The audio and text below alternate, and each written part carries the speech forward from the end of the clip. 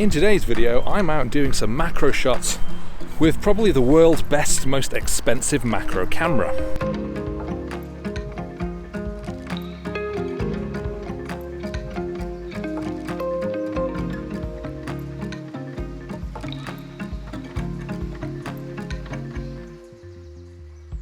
So this is the Phase One IQ4. It is a medium format 150 megapixel camera.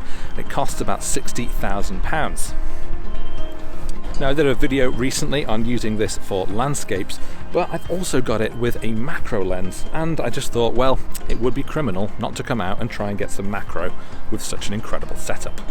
And this really is just a bit of fun. I've got this camera in for a feature I'm doing for CNET, and I just thought, well, while I've got it, let's bring it out and get some good shots. In no way do you need this type of camera to get the shots that I'm getting today.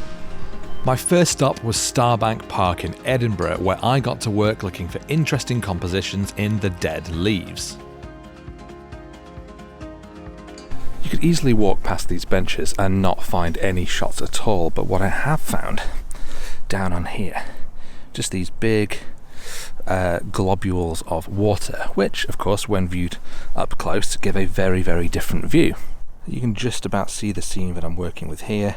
Got this sort of larger one in the middle with these smaller ones all around, and also these tiny little sort of bits of what I think probably would have been frostiness overnight there as well.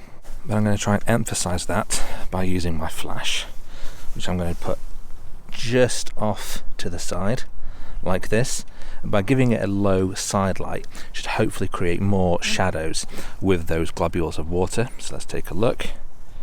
Go to our shooting mode, F14,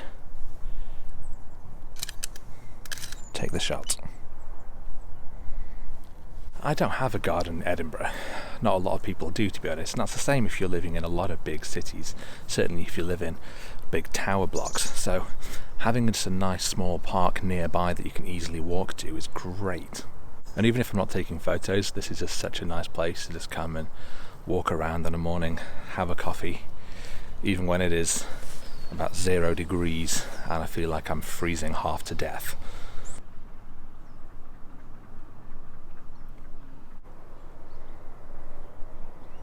Of course, we are in winter now. We're in December. I think it's December 3rd when I'm filming this, and as a result, most of the plant life and stuff has died. So a lot of those nice flowers have gone. The leaves have all turned from lovely golden into crispy brown crisps. So on the surface, it might seem that there's not as much fodder for really nice macro photography. But I'm actually wanting to try and use some of that winter decay. I want to find interesting patterns in these dead leaves. I want to try and find things that really kind of emphasize the seasons. So I'm basically doing laps of the park at the moment, keeping my eye out on the low levels, keeping my eye out under these bushes, looking at these different leaves, looking at the tree barks and seeing if there are any enjoyable patterns that I can find in the way that the bark is kind of split on here. Because there are always subjects to shoot, and it may not be that there's a glorious flower in bloom or an amazing insect. Maybe it's about looking at those patterns, looking at those textures, and finding compositions within those. So my next shot, I've just found it's got all this nice sort of watery detail on it. I've had to get in a very, very awkward position, sort of get the camera in here, so I'm sort of reaching through the bars to try and operate it. But what I'm going to be doing is getting my scene set on here, and then I'm going to be holding the flash up quite close, using that light to try and emphasize some of those nice water droplets. I'm using a Profoto B10, which works wirelessly with the camera. I love using my flash off camera as it allows you to move that light around and create different moods very easily. This scene is pretty dull as it turns out, but you can see how hand-holding my flash allowed me to easily transform how that light appears in the scene.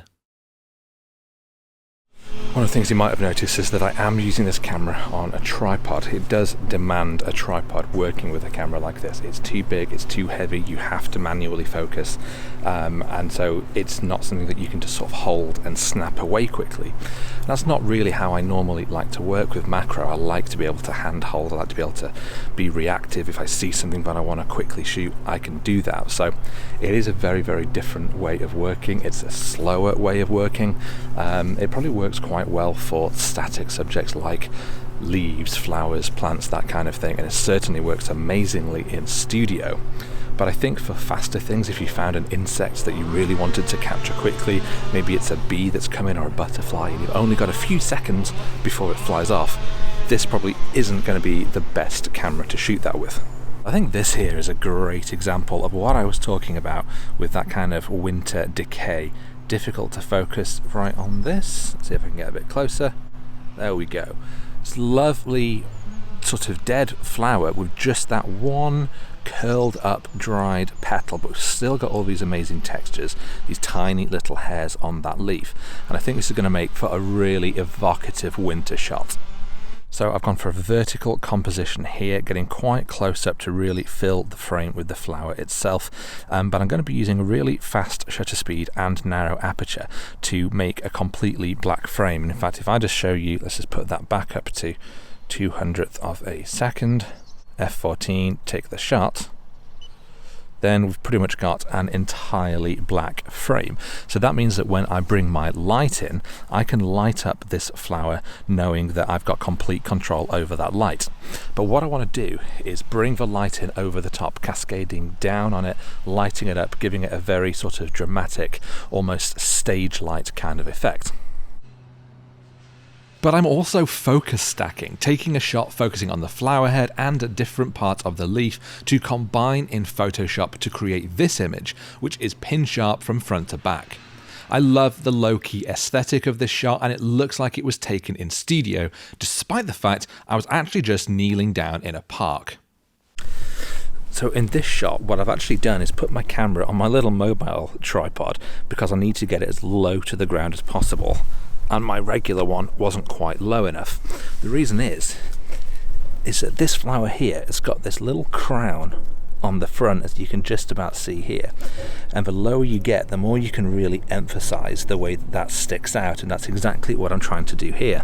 So I've got my shot all framed up. You can very dimly see it here, but again, I'm going to be using my flash, pre-focusing on the middle, and hopefully this is going to be quite a nice shot. And I've just backed the camera up and you can just about see my composition here. I brought in this other flower next to it, and I think this is a really, really nice composition. I'm using a fast shutter speed to make sure that there's no ambient light, so the only light coming in is my flash coming from above, and I think this is going to look really cool. I'm really pleased with this shot. It's got a fine art quality that was well worth getting my knees covered in dirt. So the more I walk around, the more I'm finding things to photograph, and I just found these, I don't know what they are actually, I'm sure someone can tell me, but they're almost like seeds within these sort of dried up leaves, and because they're all dried up, they've basically become like this wireframe mesh. So much amazing texture, and we've just got these two on this stalk right here. So what I've done is framed up a composition, getting the camera low, so we've just got this bit of the twig coming across with the two seeds coming off it, manually focused, and I think by lighting these again from above, we're going to get a really, really nice shot here. This is certainly my favourite from the day. It's moody, it's dramatic, and again, it's got that fine art quality that you might not expect to be able to achieve when you're shooting kneeling down in the dirt in a local park. Really pleased with how that shot looks just on the back of camera. Just absolutely love the textures on these things, and that would only really happen in autumn and winter. So I think it just goes to show that even though we're getting to the end of the season and everything's kind of dying and decaying, it doesn't mean that there are no more shots to get. There's actually so much more that you can do, and you can kind of tell that story of the changing of the seasons by capturing things at different cycles of their life. And here's a great example.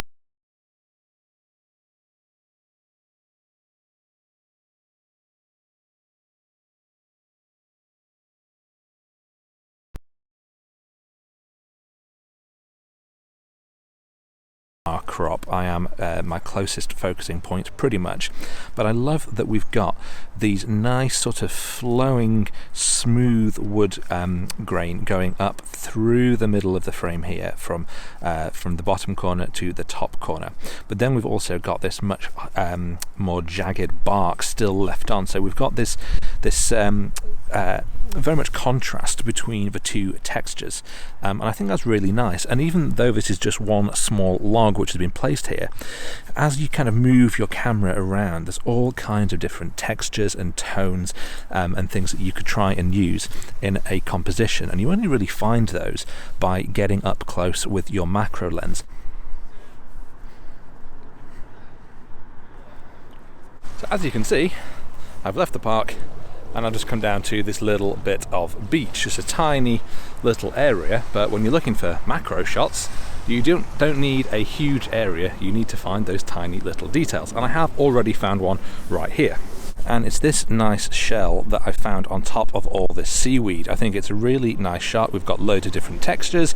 It's very evocative of the ocean. It tells a story, but it's the same process as before. We've got so much stuff going on, so many potential details. So it really is just about walking slowly, keeping my eyes down on the ground, looking out for things. There's more shells, all this texture in the seaweed which could light up really, really nicely.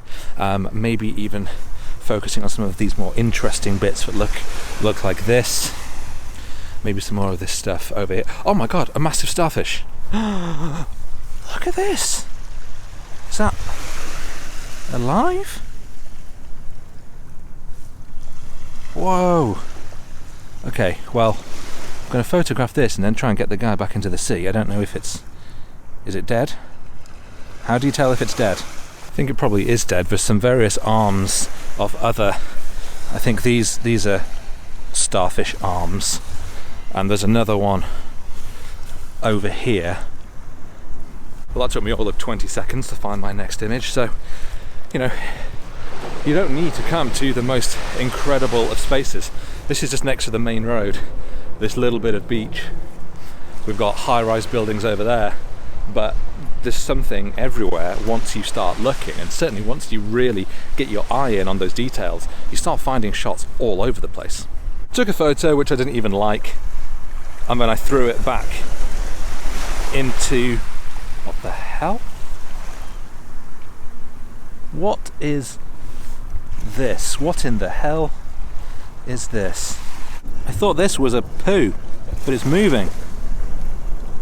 What is it? Seriously, what is this?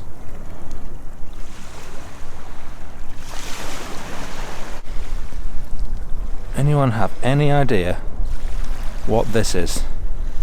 I thought it was poo, and then I saw it was squirming its way along the floor. I mean, it's interesting to see, but I'll be honest, it's not the most beautiful of macro subjects. So I don't think I'm going to do a photo of this. I'm just going to put it back. Oops. Flip it over. And let it get on with its day. So I found this lovely shell. It's a classic, absolute textbook shell. And so what I want to do is I'm going to put this down in the sand somewhere and try and get my camera really, really low. So I want to get as low down as possible to really have the camera going along the sand, almost looking up at this shell. So that's what I've done here. As you can see, I've just put down actually a lens cleaning cloth, because this thing at 60 grand, I am not putting it on the sand. That would be absolutely insane. But I've focused on the shell. Natural light for this. I am at f9. A 50th of a second, 10-second timer. I'm going to let it do its thing. So the tide started coming in over there, so I kind of moved around to this side of the bay, and as I have, I've seen all along this, along the pier bit, so these great textures in the rocks, in particular this bit here, which I framed up like this, and I love that we've got this like elephantine texture, just like elephant skin, so I focused on that, f22, half a second.